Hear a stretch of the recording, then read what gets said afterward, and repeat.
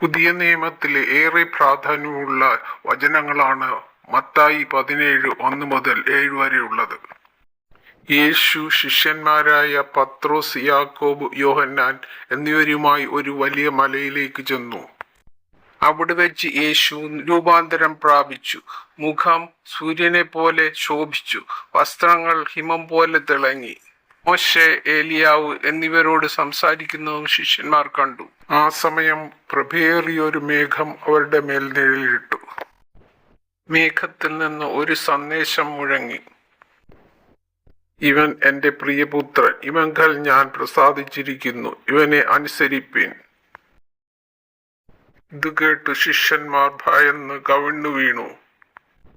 യേശു അവരെ തൊട്ടുകൊണ്ട് പറഞ്ഞു: ഭയപ്പെടേണ്ട, എഴുന്നേൽപ്പിൻ. ശിഷ്യന്മാർ ശിരസ്സുയർത്തി നോക്കിയാറി യേശുവിനെ മാത്രം കണ്ടു.